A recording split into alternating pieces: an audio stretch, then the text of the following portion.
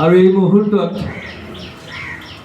যিটো দলত মই আছিলোঁ সেই দলটোৰ কুকীৰ্তি কুকাৰ্যত মৰ্মাহত হৈছোঁ এতিয়া।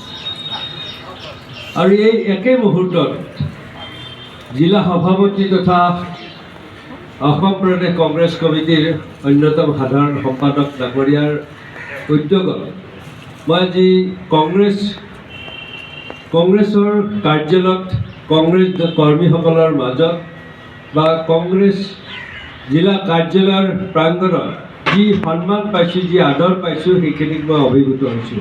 আৰু সেইকাৰণে মই মোৰ সৰ্বস্ব অৰ্পণ কৰি এই দলটোক সংগঠিত কৰাৰ এক সদায় প্ৰচেষ্টা চলাই যাম।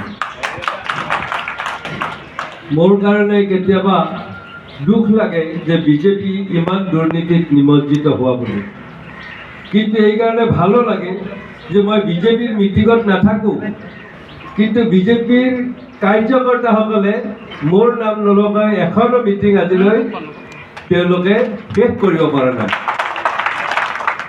মন্ত্ৰীয়ে কয় যে যদি অশোক শৰ্মাৰ নাম থাকে, কংগ্ৰেছৰ নাম থাকে, তেনেহ'লে মই সেই সভাখনলৈ নাযাওঁ আৰু তাক কোনো অনুদানো নিদিওঁ। তেওঁৰ কৰ্মীসকলক কৈ দিছে, মোৰ গাঁৱত অহা 14 তাৰিখে এটা অনুষ্ঠানৰ সোণালী জয়ন্তী, এই সোণালী জয়ন্তী মোৰ গাঁৱৰ এটা অনুষ্ঠান, তাত মোক দ্বাৰ উন্মোচক হিচাপে মাতিছে।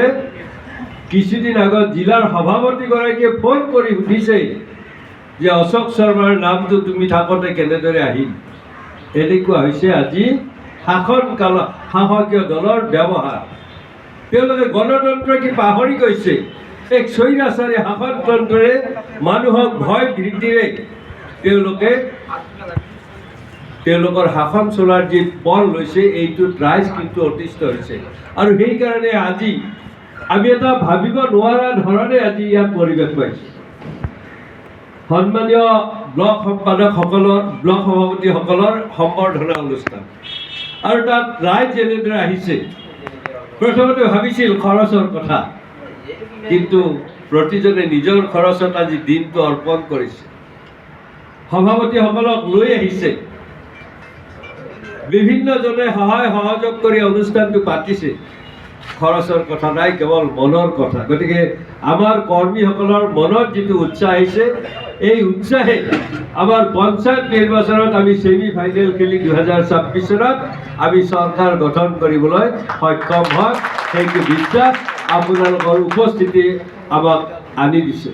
মই মাত্ৰ আপোনালোকক অনুৰোধ জনাওঁ, যদি আমি সকলোৱে সময়মতে উপস্থিত হওঁ, সময়মতে আমাৰ সভাৰ কাম শেষ হ'ব।